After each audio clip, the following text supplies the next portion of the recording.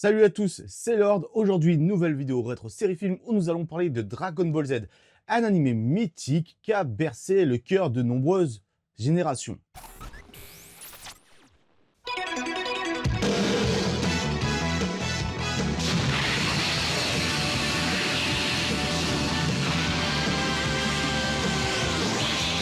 Dragon Ball Z, souvent abrégé par DBZ, est un animé basé sur le manga de Akira Toriyama, malheureusement décédé cette année. Il a été diffusé pour la première fois en 1989 au Japon et a rapidement conquis le monde entier. La série donc parle de l'aventure de Son Goku et de ses amis qui vont avoir de nombreux combats, souvent pour sauver la Terre, et vont devoir alors toujours devenir de plus en plus puissants. À l'époque, en France, les gens pouvaient voir la série animée sur le club Dorothée, dans les années 90, en version censurée et avec un générique français. Dragon Ball Z, le gentil Sangohan.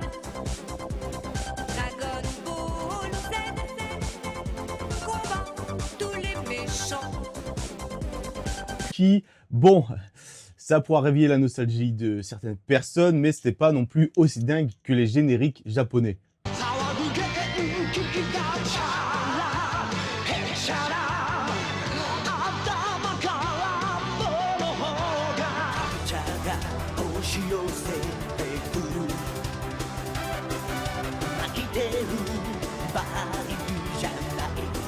Les fans français auront grandi alors avec les doubleurs VF des personnages principaux tels que donc du coup Éric Legrand, Brigitte Lecordier, Patrick Borg.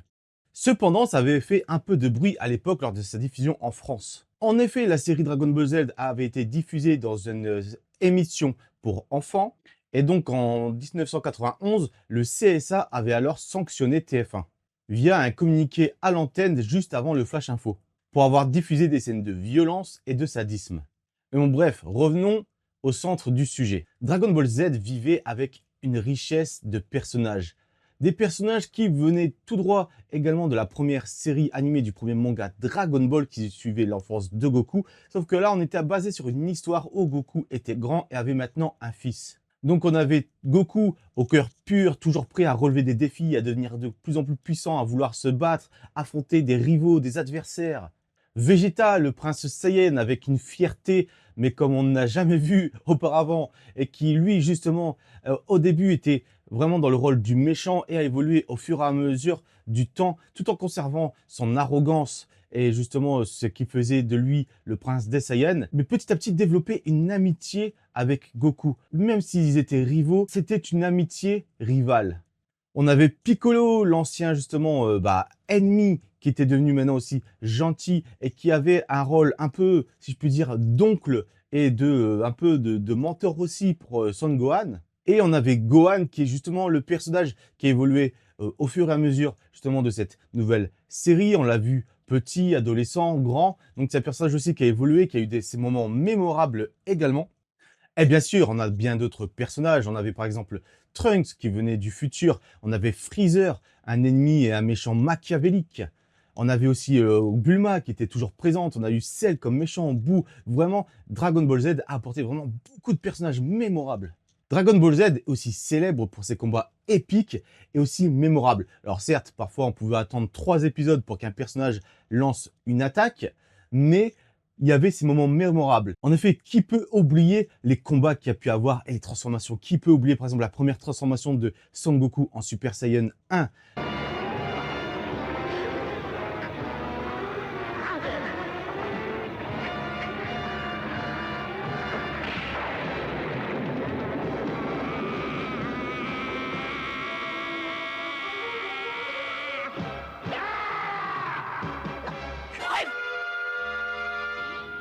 Ou bien sa transformation en Super Saiyan 3 ou la première transformation de Super Saiyan 2 par Gohan lorsqu'il affronte Cell.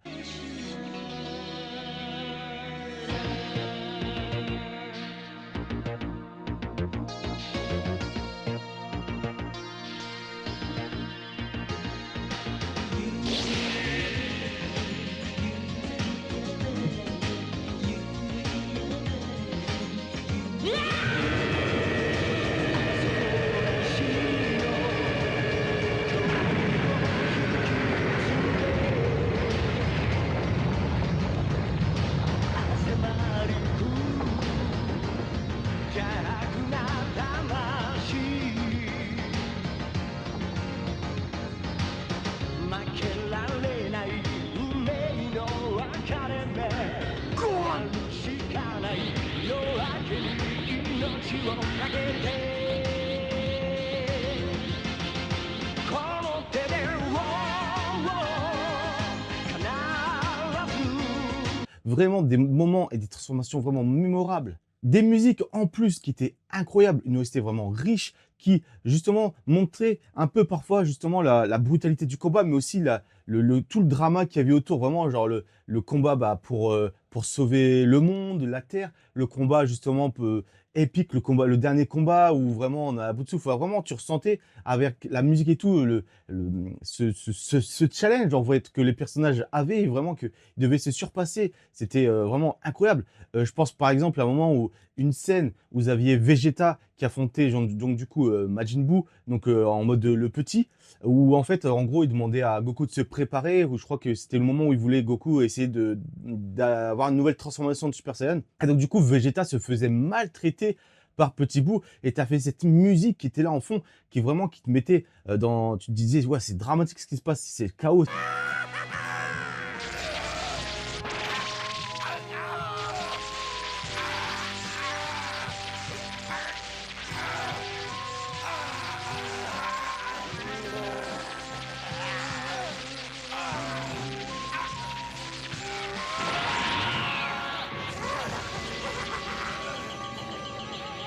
C'est ce qui manque d'ailleurs aussi à Dragon Ball Super. Dragon Ball Super offre bien, oui, des scènes de combat plutôt stylées. Les transformations sont moins cool, comment elles sont amenées. Mais par contre, genre au niveau de ce que ça va avoir comme musique sur l'impact de la scène, c'est beaucoup moins riche. Dragon Ball Z, en plus, nous a apporté beaucoup de choses par rapport aussi à Dragon Ball. En suivant, justement, c'est une continuité au niveau de l'histoire. Vegeta a mené l'histoire de Son Goku, je veux dire, de ses origines, de où il venait, qu'il était un Saiyan, justement. L'arc de Freezer, justement, nous a mené sur Namek, donc du coup, la planète d'origine de Piccolo. L'arc de Cell, par exemple, a mis bien en avant Gohan, mais a aussi, justement, fait revenir toutes ces histoires, par exemple, justement, à l'armée du Ruban Rouge et au Docteur Giro. Et l'arc de Majin Buu a été vraiment les montagnes russes en termes d'émotions, etc. Genre les tragédies, tout ce qui se passait, c'était vraiment le chaos. Mais on sentait vraiment que c'était l'adversaire ultime qu'ils allaient affronter. Mais Dragon Ball Z aura aussi eu d'autres œuvres, comme par exemple des films ou des téléfilms. En film, je pourrais vous citer Broly le super guerrier, Dragon Ball Z Fusion, ou aussi bien même l'attaque des dragons. Des films qui sont quand même très appréciés justement au niveau des fans, parce que déjà on a Broly qui était un personnage vraiment une masterclass, un GOAT. Après, genre, on avait aussi d'autres personnages comme par exemple Tapion dans l'attaque du dragon avec sa flûte, qui est une musique que beaucoup de fans de Dragon Ball Z aiment aussi.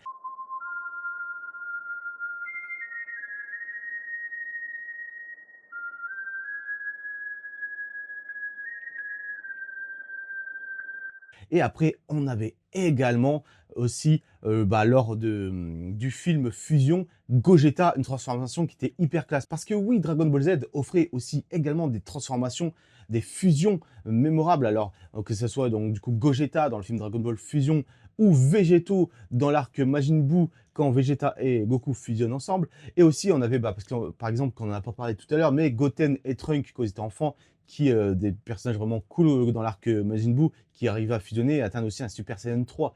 Donc vraiment, ça a apporté aussi les fusions.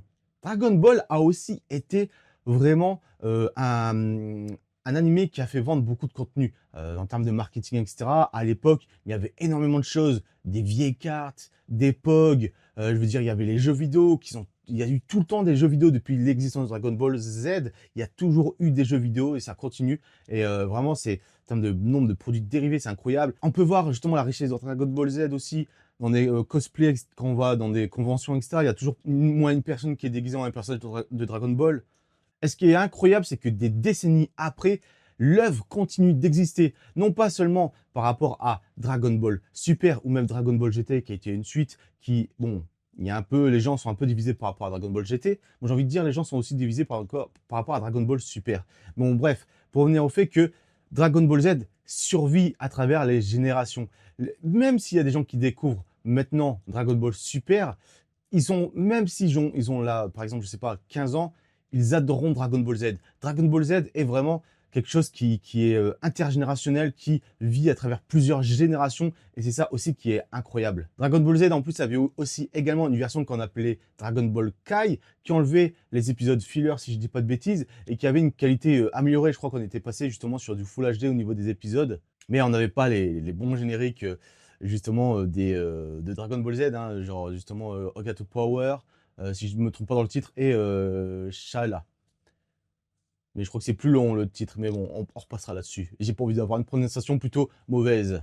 Dragon Ball Z a aussi été un des piliers de la popularité des mangas en France et des animés également. Ça a instauré certes une image négative du manga, justement assimilant systématiquement le manga à la violence, mais ça a aussi été positif chez certains parce que le manga révélant justement un système plutôt genre vraiment de valeurs que ça apporte, parfois genre des messages positifs.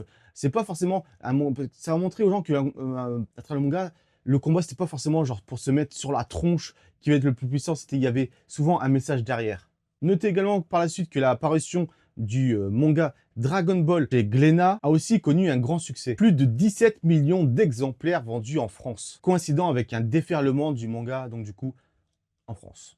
Anecdote. Le Kamehameha, la technique de prédilection de Son Goku qui lui a été enseignée par Tortue Géniale, tient son nom du roi Kamehameha Ier, fondateur du royaume d'Hawaï en 1810 et à ce jour encore une figure légendaire locale. Savez-vous que la couleur des cheveux des Super Saiyans ou les super guerriers dans la vieille traduction française tient en fait d'une raison pratique. Donc en gros, le fait de mettre donc du coup les cheveux blancs dans le manga, parce que le manga n'est pas coloré, était fait en sorte de soulager le travail des assistants d'Akira Toriyama, en réduisant le fait de mettre des cheveux noirs épais justement à la chevelure que ce soit de Son Goku ou Vegeta. Derrière le nom des personnages, il y a pas mal de noms de légumes. Ainsi Son Goku alias Kakarot, bah, c'est carotte, Sangohan, riz, Bulma, petite culotte, assez bizarre là on s'éloigne des légumes, Vegeta, bah, légumes, Trunks, caleçon, encore on s'éloigne aussi des légumes, Krillin, châtaigne, Freezer, frigo, bon là on s'éloigne encore des légumes. Un des personnages préférés d'Akira Toriyama est d'ailleurs également Piccolo. A savoir que le seul personnage qui n'est jamais décédé dans Dragon Ball Z est Monsieur Satan. En effet, dans l'arc Boo, alors que tout le monde meurt, Monsieur Satan reste en vie, le miraculé de l'histoire. Akira Toriyama s'est également inspiré de la musique de la marraine fée dans Cendrillon, donc du coup Bidibi Badibi Boo, pour le nom de Bibidi, Babidi et de Boo. A savoir également que Freezer et ses différentes formes, en fait, ce n'est pas forcément de l'imagination d'Akira Toriyama, mais plutôt de ses cauchemars lorsqu'il était enfant. Le combat Freezer contre Goku est l'un des plus longs combats recensés dans tous les animés du monde.